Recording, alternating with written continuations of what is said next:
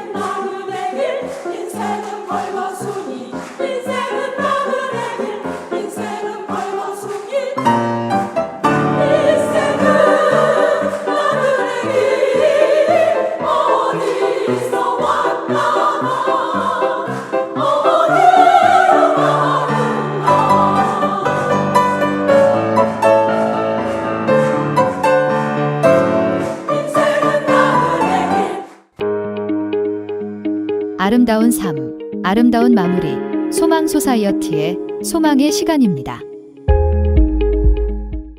오늘은 바람꽃 네 번째 주인공, 고 김선흥님의 삶의 이야기 마지막 편을 들려드립니다.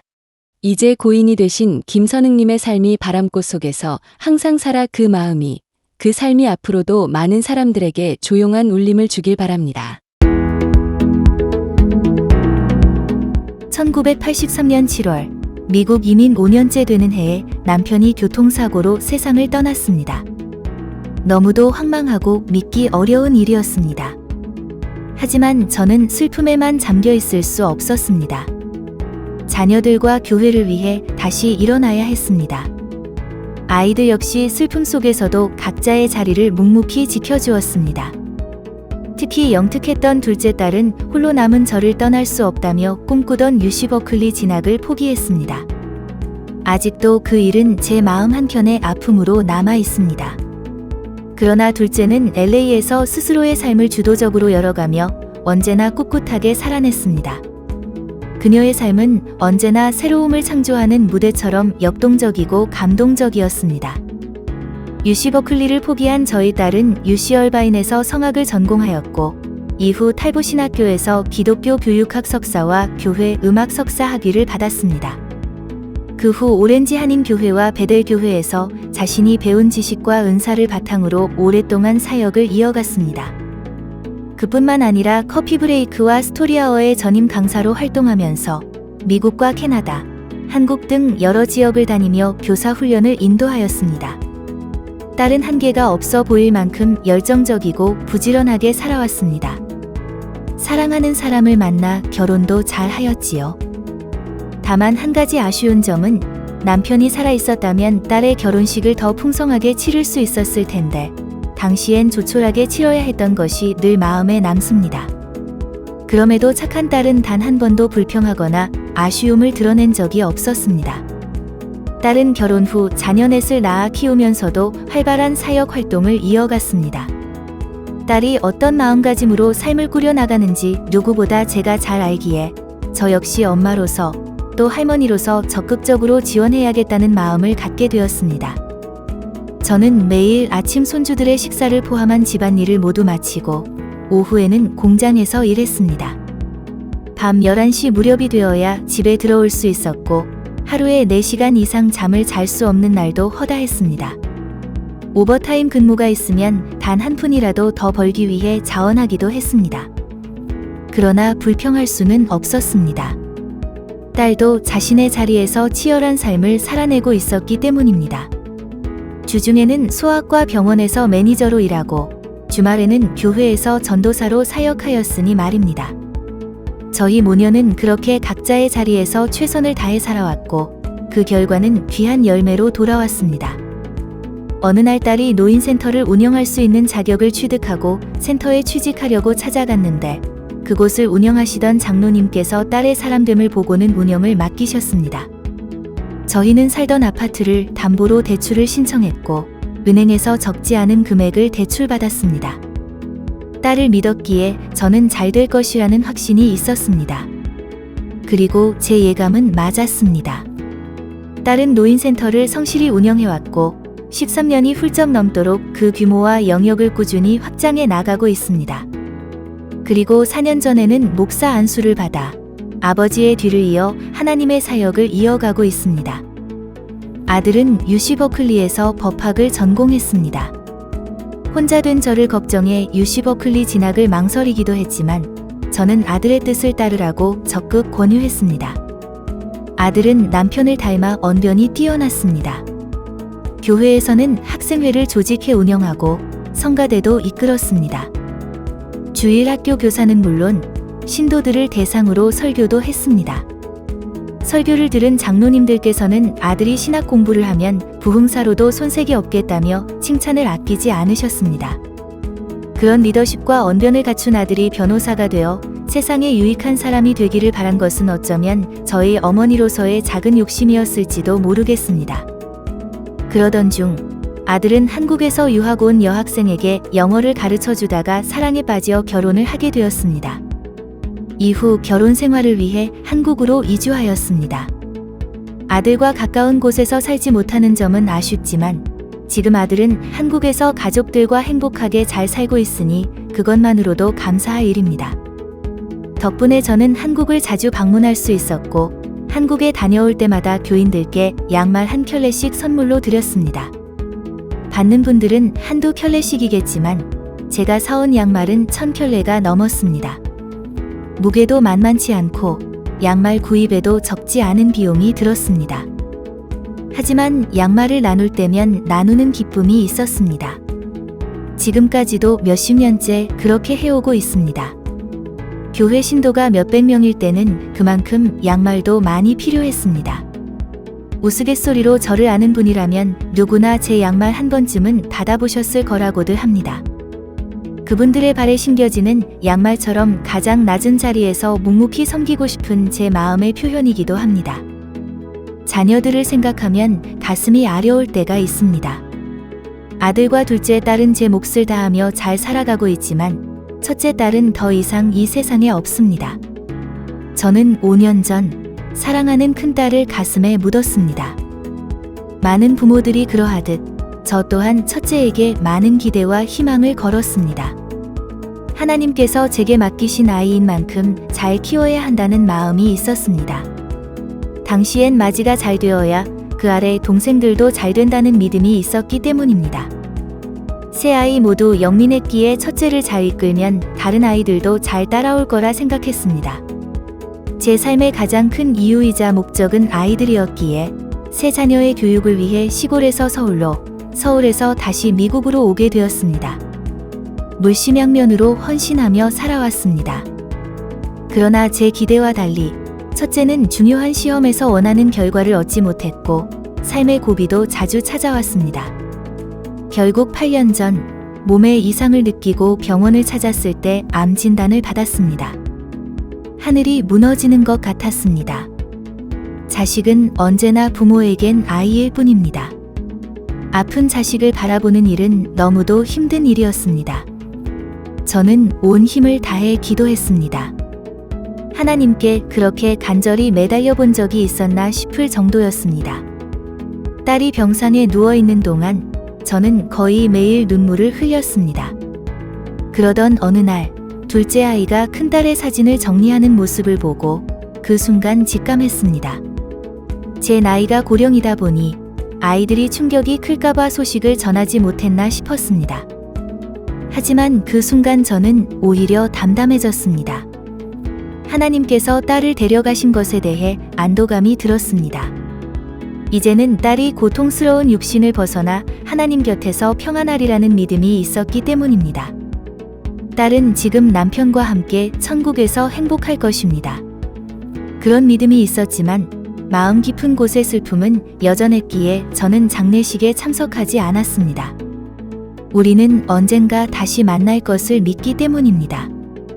사람들이 가끔 제게 묻습니다. 삶의 신조가 무엇이냐고요? 아마도 매일 삶의 노트를 가득 채우며 살아온 저를 보면 그게 궁금하겠지요. 제 삶의 신조는 간단합니다. 열심히. 하루도 허투루 산 적이 없습니다. 목표가 생기면 망설임 없이 그 길을 향해 달렸습니다. 한국에서는 남편이 교회를 개척하셨고 저는 그 뒤에서 든든한 지원군이 되었습니다. 미국에서는 남편이 소천하신 이후 제가 전면에 나서 교회 개척의 사명을 이어가야 한다고 생각했습니다. 그러던 중 기회가 찾아왔습니다. 저는 한 회사를 무려 25년간 성실히 다녔고 회사에서는 401k 보험을 들어주었습니다. 대부분은 퇴직하면서 그 돈을 찾는데 저는 찾지 않았습니다. 회사는 저를 은퇴시키지 않았습니다. 단 1분의 지각도 없었고 결근도 없이 책임감 있게 일했기에 72세까지 일할 수 있었습니다.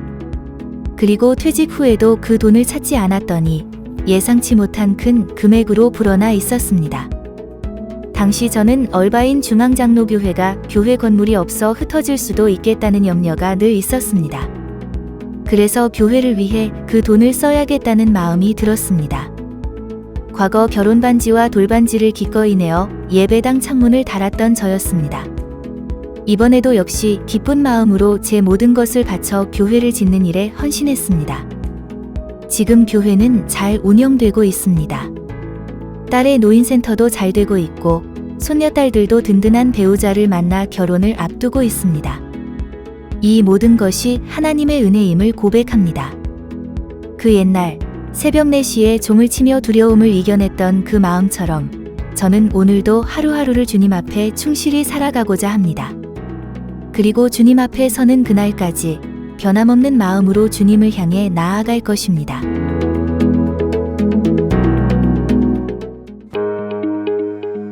아름다운 삶, 아름다운 마무리, 소망 소사이어티의 소망의 시간입니다. 지금까지 김선웅님의 이야기를 함께 들으며 삶의 무게를 기도로 감당하고 사랑을 헌신으로 증명해낸 한 여성의 깊은 신앙과 용기를 엿볼 수 있었습니다. 고단한 삶의 여정 속에서도 열심이라는 삶의 신조를 붙들고 자녀와 교회, 그리고 하나님 앞에 정직하게 걸어온 그 발걸음은 오늘 우리 모두에게 큰 울림이 됩니다. 삶은 때로 아프고 때로 벅차지만 그 안에도 하나님의 섬세한 손길과 위로가 함께하고 있다는 것을 다시 한번 느낍니다. 김선웅님의 이야기가 여러분의 마음에도 오래도록 남아 하루하루를 더욱 깊이 있고 따뜻하게 살아가는 힘이 되기를 바랍니다. 오렌지 카운티 소망케어 교실 10주년과 이전을 기념하는 오프닝 세레모니가 2025년 5월 21일 오전 10시 웨스트 애나하임 연합감리교회에서 열릴 예정입니다. 소망 소사이어티 자원봉사자이며 극단 어울림 대표인 손영애 배우와 이인숙 배우가 보여주는 상황극 소망 소사이어티 사무총장이며 UCI 치매 및 뇌질환 연구센터 아시안 어메리칸 디렉터 신혜원 박사의 치매 세미나, 소망 케어 교실 참석자의 가족과 자원봉사자들이 전하는 생생한 케어 교실 이야기, 소망 케어 교실 투어와 맛있는 점심이 제공되는 소망 소사이어티 오렌지 케어 교실 오프닝에 참석하고자 하시는 분들은 소망 소사이어티로 연락 주십시오. 참석하시는 분들께 소망 소사이어티 토트백과 맛있는 라면 6개들은 박스를 기념품으로 드립니다. 깜빡깜빡 잊어버려서 치매가 걱정되시는 분들을 위해 정상적인 노화로 인한 기억력, 인지능력의 변화와 초기 기억 상실 경고 신호 차이를 이해하고 기억력 변화, 인지능력 변화에 적응하기 위한 전략을 나누는 EML 뇌건강 세미나가 6월 3일, 10일, 17일 소망 소사이어티 LA 지부가 있는 남가주 새누리교회에서 진행될 예정입니다. 소망 소사이어티 EML 뇌건강 세미나에 참석하고자 하시는 분들은 소망 소사이어티로 연락 주십시오. 3번의 EML 뇌건강 세미나에 모두 참석하시는 분들께는 화재 시 화재 진압용 불덮개로 사용하거나 화재 탈출 시 신체 보호 덮개로 사용할 수 있는 방화 담요가 포함된 메모리 케어 키트를 선물로 드립니다.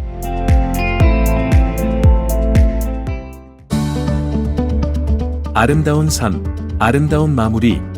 소망 소사이어티의 소망의 시간입니다.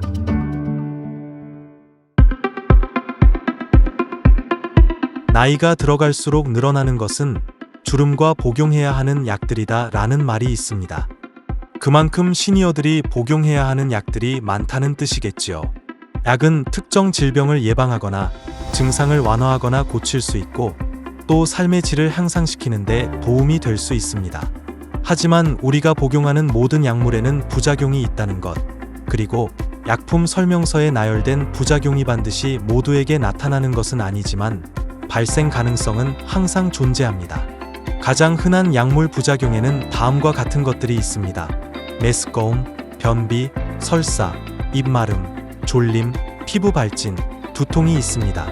대부분의 약물 부작용은 불편함을 주는 정도이지만 예외적으로 즉각적인 치료가 필요한 심각한 부작용도 존재합니다.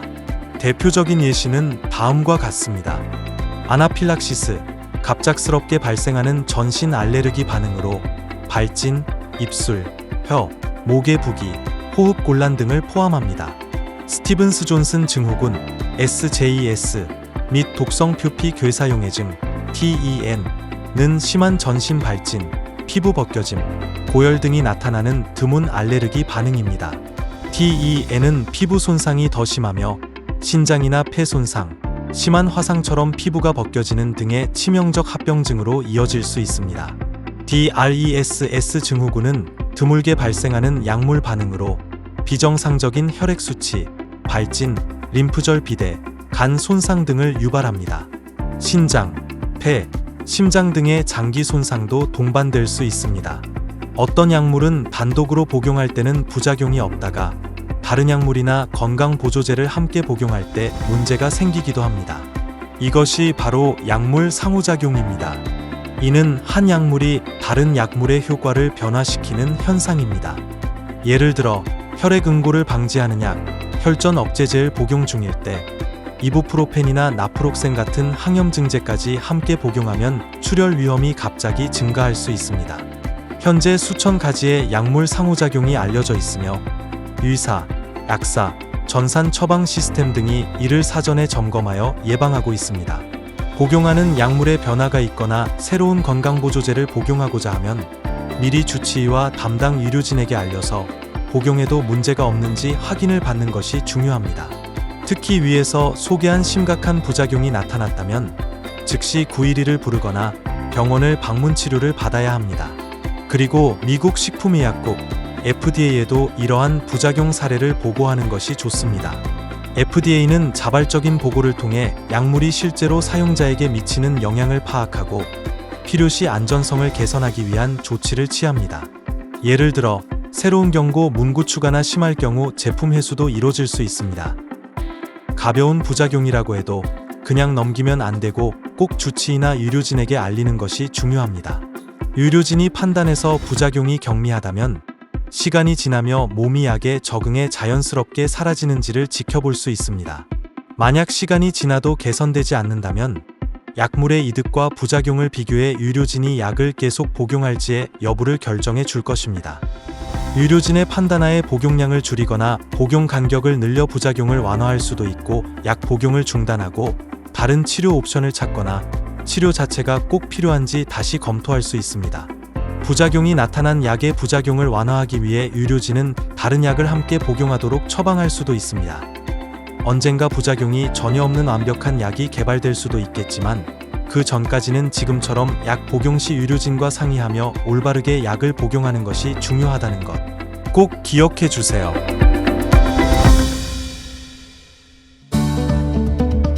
아름다운 삶, 아름다운 마무리. 소망 소사이어티의 소망의 시간입니다.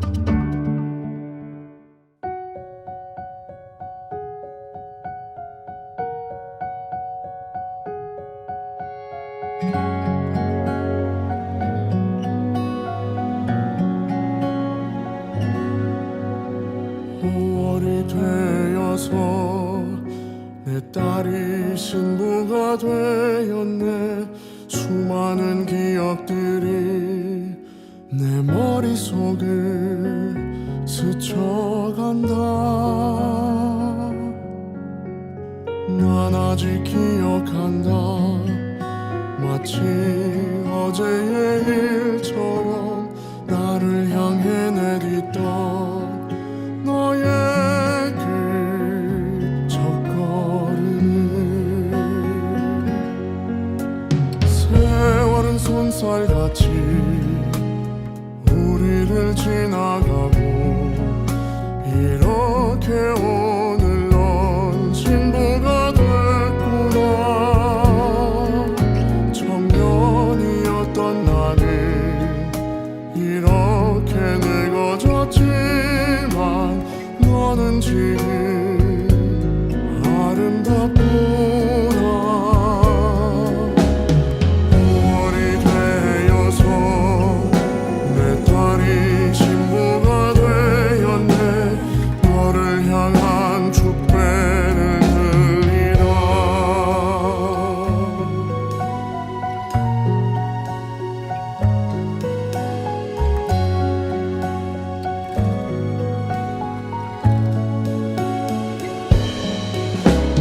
오래된 사진들을 하나씩 넘겨보며 우리의 시간을 꺼내어 보았다.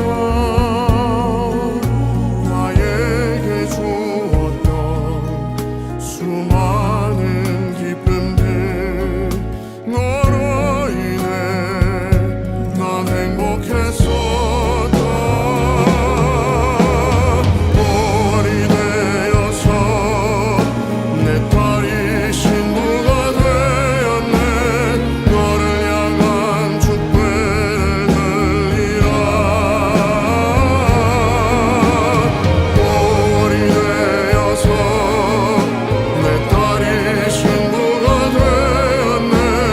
너를 향한 축배를 들리라.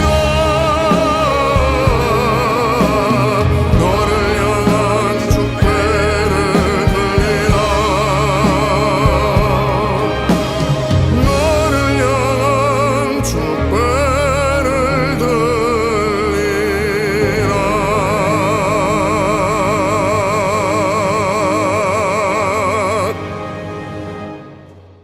이 시간은 말씀을 통해 우리의 삶을 돌아보고 새로운 영적인 길을 찾는 귀한 시간이 되길 바랍니다. 오늘 남가주 새누리교회 박성근 목사님께서 전해주실 말씀의 본문은 열왕기하 2장 15절에서 22절이고 설교 제목은 건강한 관심사가 필요합니다입니다. 하나님의 말씀 안에서 깨달음과 은혜가 가득한 시간이 되시길 바랍니다. 사람들마다 관심사가 다릅니다. 마음에 품고 사는 가치가 다르기 때문입니다. 예컨대 물질의 가치인 사람은 무엇을 보든지 돈이 될 만한 것에 관심을 갖죠. 멋진 예술작품을 보아도 그 작품의 아름다움에 감동받지 않습니다. 이거 팔면 얼마나 남을까 돈에 관심을 갖는 것입니다. 음식이 가치인 사람은 어딜 가든지 맛집만 찾아다닙니다. 먹는 것이 가장 중요한 가치이기 때문이죠. 명예나 허영심이 가치인 사람은 무엇을 하든지 자신을 드러내는 데 관심을 쏟습니다.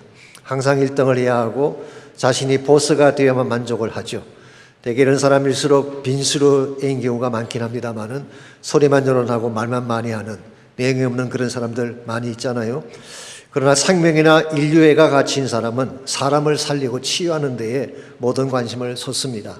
세상을 밝게 만들고 아름답게 하는 것이 최상의 관심사이기 때문입니다. 이와 같은 관심사를 건강한 관심사라고 부르고 싶습니다. 사람들에게 이익을 끼치고 혜택을 끼치고 사회와 공동체를 밝게 만드는 데 관심을 쏟기 때문입니다. 여러분이 아시는 바대로 얼마 전에 코로나라고 하는 팬데믹이 온 세계를 휩쓸지 않았습니까? 근데 1900년대 중반에 미국을 휩쓸었던 전염병이 있습니다. 그것은 폴리오 바이러스라고 하는 병이었습니다. 이 병은 한 번 걸리면 치료가 불가능했습니다. 그리고 살아남는다고 하더라도 일평생 장애자로 살아가야 되는 무서운 그런 병이었습니다. 더구나 이 바이러스는 한 번으로 끝나는 것이 아니라 주기적으로 그것도 10년 이상을 전국을 휩쓸었기 때문에 그 두려움은 이루 말로 다 표현할 수가 없었습니다. 이 기간 동안에 이 질병으로 죽은 아이들의 숫자가 사고로 죽은 아이들보다 10배가 더 많았다고 합니다. 어른들의 경우는 암으로 죽은 사람들보다 3배가 더 많았다고 합니다. 그래서 2차 대전 이후에 핵전쟁 다음으로 미국 사람들이 두려워한 것이 이 병이라고 하니까 그 질병의 두려운 정도를 짐작할 수 있을 것입니다. 이런 상황에서 한 명의 병리학자가 나섰습니다. 어떻게 하든지 이 병을 고쳐보겠다고 백신을 찾아보겠다고 실험을 거듭한 것입니다. 그 사람의 이름이 닥터 조나스 솔크라고 하는 병리학자입니다. 뉴욕 의과대학을 졸업을 하고 미시간 대학에서 병리학을 연구한 사람입니다. 나중에 피츠버그 대학에서 연구실을 가지고 연구를 지속했습니다마는 그런 각고의 노력 끝에 1955년도에 드디어 폴리오 백신을 만들어냈습니다. 이 백신의 효력이 증명이 되자 솔크 박사는 미국의 영웅으로 떠오르게 됐습니다. 만일 이 백신의 특허권을 신청하면은 그 가치가 70억 달러, 7 빌리언 달러에 해당한다고 합니다. 그러나 그분은 자신이 만든 백신에 특허를 신청하지 않았습니다. 한 푼의 경제적 이익도 챙기지 않고 누구나 그 백신을 사용하게 했습니다. 이것을 보았던 CBS 방송의 앵커인 에드 모로우가 왜 당신은 이것을 특허를 신청하려느냐 질문했을 때에 솔크 박사가 남겼던 유명한 반문이 있습니다. 당신은 태양의 특허를 설정할 수 있는가? Could you patent the sun? 만일 태양의 특허를 설정할 수가 있다면 내가 만든 백신에도 설정하는 것이 가능하겠지만 우리 모두가 아는 것처럼 태양빛이라고 하는 것은 하나님이 그려주시는 선물 아닙니까? 이 선물에 특허를 붙일 수 없는 것처럼 내가 만들었지만 사람을 살리는 백신에 어떻게 특허를 낼 수 있느냐는 것이 그분의 반문이었습니다. 솔크 박사가 이런 인식을 갖게 된 배경에는 유대인 가정에서 성장한 신앙적 영향이 있었다고 봅니다마는 이분이 가진 가장 소중한 가치는 생명이었어요. 사람을 살리고 고치는 데 모든 관심을 쏟은 것입니다. 이와 같이 우리가 어디에 관심을 쏟느냐에 따라서 우리 삶의 방향도 달라지게 되고 남기는 열매도 달라지게 되는 것입니다. 그렇다면 여러분과 저는 크리스찬인데 예수님을 따르는 제자들인데 우리의 관심사는 어디에 집중이 되어야 할까요? 분명히 세상과는 달라야 할 것입니다. 세상 사람들이 물질과 세상에 관심을 쏟는다고 해서 우리도 거기에 관심을 쏟아서는 안 될 것입니다. 우리는 크리스찬이기 때문에 하나님에게 관심을 쏟아야 되고 하나님이 기뻐하시는 일에 우리의 모든 관심을 집중해야 되는 것입니다. 소망의 시간은 아시안 어맨 리더십인 필란트로피 펀드와 스캔 헬스 플랜의 후원으로 제작되었습니다.